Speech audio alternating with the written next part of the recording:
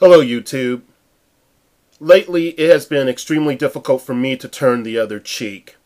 There will inevitably be an individual who will misunderstand me or who purposefully ignores my words. They are the ones who find it impossible to understand the difference in being fair in assessment versus being partial to a particular group.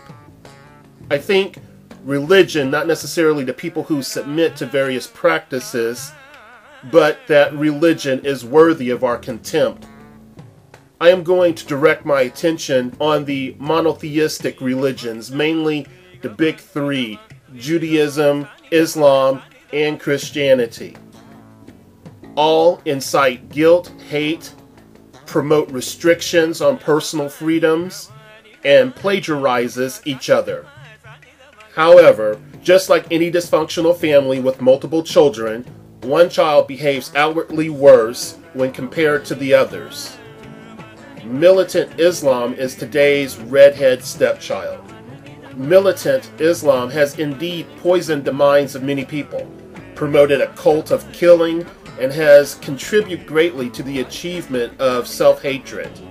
This is not the totality of all within the group of Islam. Sometimes we forget or purposefully ignore that rarely is all within a given group evil.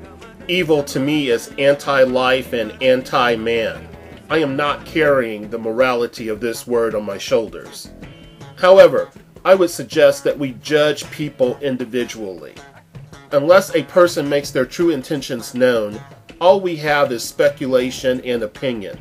Not all Muslims support the radical ideologies that condones the raping of women and children, or the strapping of bombs on children and telling them that it's their duty to serve Allah. We need to compartmentalize a sector for the peaceful people and another for the warring factors.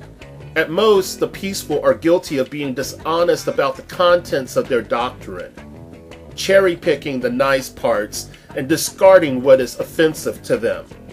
Some will say there is no chance for peace, that we must violently assert ourselves.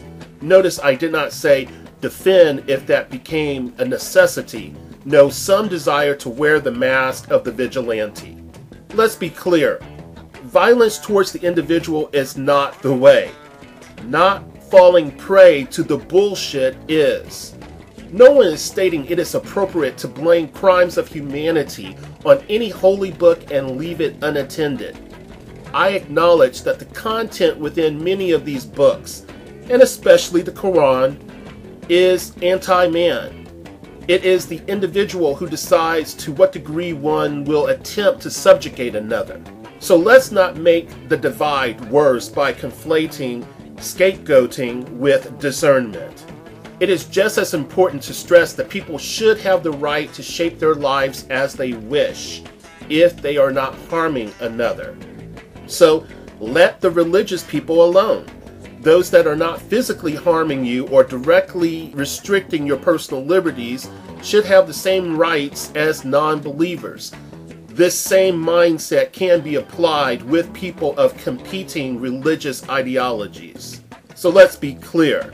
If you must hate, then hate the idea that wife beatings within Islam is being masked as a method to reform wives. Hate the idea of forced behavior modification that many women suffer due to dress code enforcers that walk their streets. Despise that one's own loved ones in this religion and others act as the police, the jury, the judge, the administrator of pain, and sometimes death. But do not mislabel others who bow to the same moon deity known as Allah, but refuse this practice. If you must show scorn, then show it towards a religion that says acts of sodomy between two consenting males should be treated with the penalty of death. Suicide bombers exist. They are a sick reality of this world, but know that many do this for two reasons. One, thought reform via dogma, and two, hate and fear being the preferred currency due to the feelings of impotence or sociopathic makeup. We cannot control the actions of another, but we can use objective reasoning, discernment and develop our observational skills. We can take responsibility for our actions and hopefully construct peaceful methods to face the issues that religion generates. Issues that are being exploited every day to widen the feeling of difference and disdain. Look, the inconvenient truth is this: America is the war machine that should not be. We are not the police of the world. We need to stop being cohorts in theft and sanctioned murder. We do not have to function as invaders and kill members of Islamic countries. Yet, we do, and this only reinforces the geopolitical boogeyman. There is no reason for us to steal their resources. When a person sees the occurring incidents in their country, the rhetoric of the Crone and the Hadiths are vehemently uttered with an abundance of energy. Let's not be foolish. This dynamic is not black and white. It is way more complex than that. We can talk about everything that could be causing terrorism, but we are willing to quickly exempt our own actions? Yeah, is that the game? Okay, even more non-believers can function as members of the priesthood and regurgitate disinformation of various power structures within our government. I hear it every day. It's not just believers who do this. Militant Islam is part of the problem. We cannot behave like zombies, play the blame game, and think the repercussions of our destructive policies does not contribute to the world as we see it today. What the evangelicals and the fundamentalists fail to acknowledge is freedom for one means freedom for all. When they turn their back on separation of church and state in order to interject more of their religion into the government, they also provide license. What?